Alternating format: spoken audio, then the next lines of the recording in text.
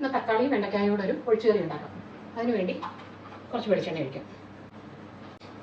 നീളത്തിലിങ്ങനെ അരിഞ്ഞ വെണ്ടയ്ക്ക, ഒരു 10 വെണ്ടയ്ക്ക ഉണ്ട്, അത് ഇതിലിടാം. കുറച്ച് ഉപ്പ്, നാല് പച്ചമുളക്, ഒരു ചെറിയ തീയിൽ ഒരു 5 മിനിറ്റ് കൊടുക്കണം. ഇടയ്ക്കിടയ്ക്ക് ഇതൊന്ന് ഇളക്കി കൊടുക്കണം. ഇതിപ്പോൾ 5 മിനിറ്റായി. അതിലേക്ക് ഒരു സവാള, ഒരു തക്കാളി,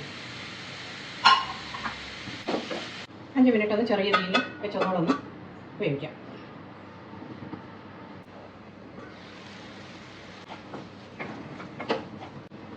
ഇതിലേക്ക് ഒരു 1/2 ടീസ്പൂൺ മുളക് പൊടി, 1/4 ടീസ്പൂൺ മഞ്ഞൾപ്പൊടി, പച്ചമണം മാറുന്ന വരെ ഇത് വഴറ്റാം. ഇതിലേക്ക് ഒരു 1/2 കപ്പ് വെള്ളം ഒഴിച്ചൊന്ന് വേവിക്കാൻ വെക്കാം, ചെറിയ തീ വെക്കാം. അത് വേകുമ്പോഴത്തേക്ക് ഇത് 5 ചെറിയ ഉള്ളി, 1 കപ്പ് തേങ്ങ, 1 കപ്പ് തേങ്ങയിൽ 5 ചെറിയ ഉള്ളി, ഒരു 1/4 ടീസ്പൂൺ ജീരകം, ഒരു 1/4 ടീസ്പൂൺ മഞ്ഞൾപ്പൊടി,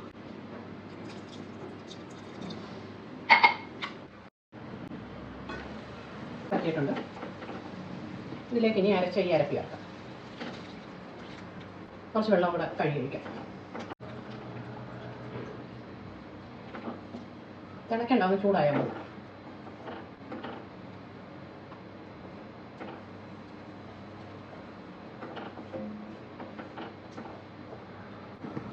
ഉപ്പ് ആവശ്യത്തിന് ഒഴിക്കാം.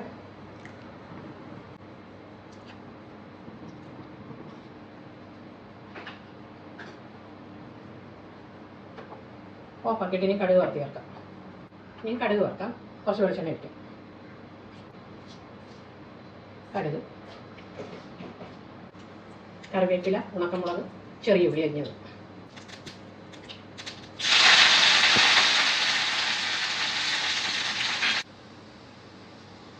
ഈ കടുക് വറുത്ത് അരിഞ്ഞിടാം.